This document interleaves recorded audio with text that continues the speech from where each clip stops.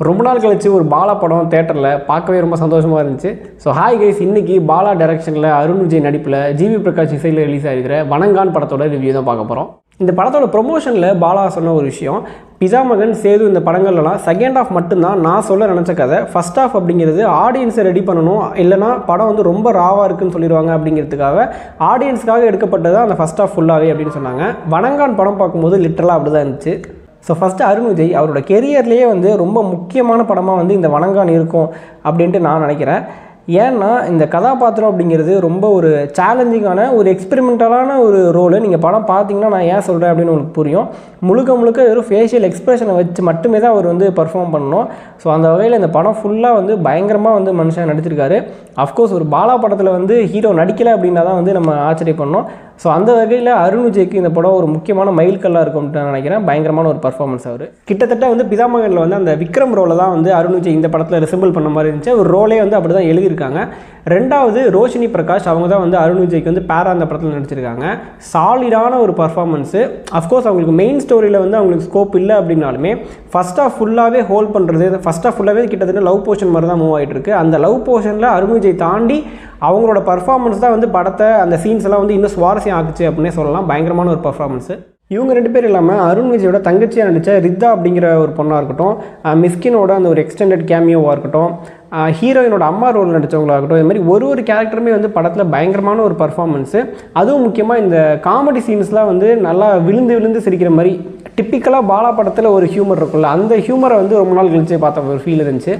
ஒரு படமாக இந்த படத்தில் ஒரு சில நெகட்டிவ் பாயிண்ட்ஸ் இருக்குது. பட் அதுக்கு முன்னாடி எனக்கு பிடிச்ச ரெண்டு விஷயம். ஒன்று, இந்த படத்தில் வந்து ஸ்டன் சீக்வன்ஸு.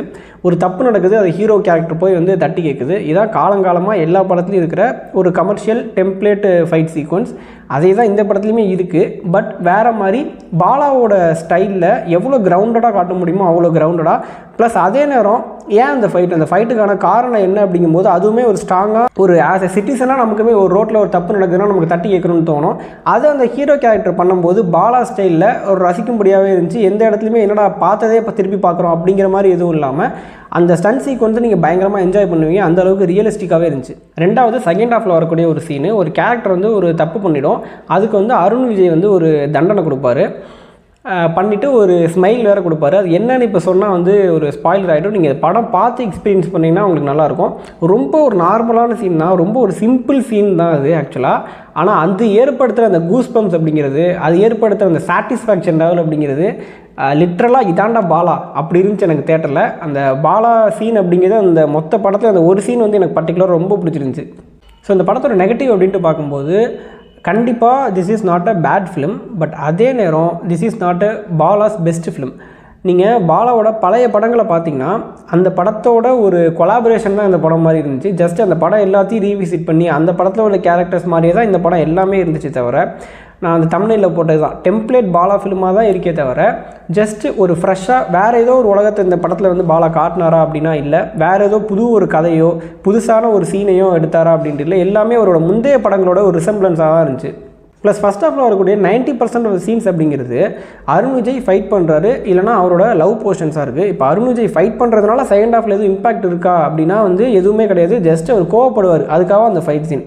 அந்த மாதிரி அந்த லவ் போர்ஷன்னாலையுமே படத்தோட செகண்ட் ஹாஃபில் ஏதாச்சும் வந்து ஒரு இம்பாக்ட் இருக்கா அப்படின்னா அதுவுமே எதுவுமே கிடையாது. ஆல்ரெடி பாலா சொன்ன மாதிரி just for entertaining the audience அந்த ஃபஸ்ட் ஹாஃப். செகண்ட் ஹாஃபில் தான் வந்து அவங்க கதைக்குள்ளேயே போகிறாங்க. பட் அதே நேரம் ஃபஸ்ட் ஹாஃப் அதுக்காக நல்லா இருக்காதா அப்படின்னா அப்படிலாம் கிடையாது. ரொம்ப சூப்பராகவே இருக்கும். காமெடி சீன்ஸ் எல்லாமே ரொம்ப சூப்பராக ஒர்க்காக இருக்கும். சொல்லப்போனால் எந்த இடத்துலையுமே உங்களுக்கு போர்லாம் அடிக்காது, பயங்கர என்கேஜிங்காக தான் கொண்டு போவாங்க. பட் நான் என்ன சொல்ல வரேன்னா செகண்ட் ஹாஃப் ஓகே, எதுக்கு இந்த ஃபஸ்ட் ஹாஃப்? இந்த ஃபஸ்ட் ஹாஃப்னால எந்த யூஸுமே இல்லை. மோர் லைக் ஒரு ஃபில்லப் மாதிரி தான் ஃபீல் ஆச்சு அந்த ஃபஸ்ட் ஹாஃப் ஃபுல்லாகவே. ஸோ நீங்கள் ஃபஸ்ட் ஹாஃப் பார்க்காம டேரெக்டாக செகண்ட் ஹாஃப் பார்த்தீங்கன்னா கூட உங்களுக்கு அந்த கதை புரியும். ஏன்னா இன்டர்வலில் தான் வந்து அந்த கதை அப்படிங்கிறதே ஸ்டார்ட் ஆகுது. ஓகே, அதுக்கப்புறம் ஒரு பயங்கர தாக்கத்தை ஏற்படுத்தக்கூடிய ஒரு கதையை பாலா சொன்னாரா அப்படின்னா அதுவுமே ஒரு கேள்விக்குறி தான். ஏன்னா செகண்ட் ஹாஃப் ஃபுல்லாகவே வந்து மொத்தமே 1 மணி நேரம் தான் இருக்குது. அந்த 1 மணி நேரத்தில் வந்து ஒரு கதை சொல்கிறாரு, நல்லா இருக்குது. பட் அது இந்த 1 மணி நேரம் வந்து ரொம்ப மினிமலிஸ்டிக்காக ஃபீல் ஆச்சு. ஓகே, இவ்வளோ தான் கதை, இதுக்காக தான் இப்போ நீங்கள் இவ்வளோ பெரிய படத்தை எடுத்தீங்களா அப்படிங்கிற மாதிரி தான் ஒரு ஃபீல் கொடுத்தது. படம் முடிஞ்சு பாலா ஃபிலிம் அப்படின்ட்டு வரப்போ நம்ம இப்போ ஒரு பாலா படம் பார்த்து முடிக்கிறோம் அப்படிங்கிற அந்த ஒரு மொமெண்ட் க்ரியேட் ஆகும் ஒரு படத்துலையும். பாலா ஃபிலிம்னு வரும்போது என்ன படம்டா அது வந்து ஒரு ஷாக் கொடுக்கும் உங்களுக்கு. அது வந்து சுத்தமாக ஏற்படுத்தவே இல்லை. அந்த ஒரு பஞ்ச் வந்து மிஸ் ஆச்சு. எண்டிங்கில் வரக்கூடிய அந்த எமோஷனல் சீனுமே கூட ஜஸ்ட் எண்டிங்கில் ஒரு எமோஷனல் சீன் வைக்கணுமேன்ட்டு வச்ச மாதிரி தான் இருந்துச்சே தவிர அந்த எமோஷனல் சீன் பெருசாக வந்து ஒரு இம்பேக்டை வந்து கடத்தவே மாட்டுது. ஸோ யூஸ்வலாக ஒரு பாலா ஃபிலிம் கொடுக்குற அந்த ஒரு டிஸ்டர்பிங் ஃபேக்டர், அந்த அழ வைக்கிறது, அந்த ஷாக் வேல்யூ அப்படிங்கிறது வந்து இந்த படத்தில் கம்ப்ளீட்டாக எனக்கு பர்சனலாக ரொம்ப மிஸ் ஆச்சு. ஒரு தனி படமாக இந்த படத்தை நீங்கள் பார்த்தீங்க அப்படின்னா கண்டிப்பாக ஒரு என்டர்டெய்னிங்கான ஃபிலிம், எந்த இடத்துலையும் போர் அடிக்காது. இன்றைக்கி ரிலீஸ் ஆகக்கூடிய எத்தனையோ படங்களில் வந்து நீங்கள் வணங்கான வந்து நான் டைம் வேஸ்ட்லாம் சொல்லவே மாட்டேன். கண்டிப்பாக நீங்கள் தேட்டரில் போய் ஒன் டைம் பார்க்கலாம். So thank you guys, by.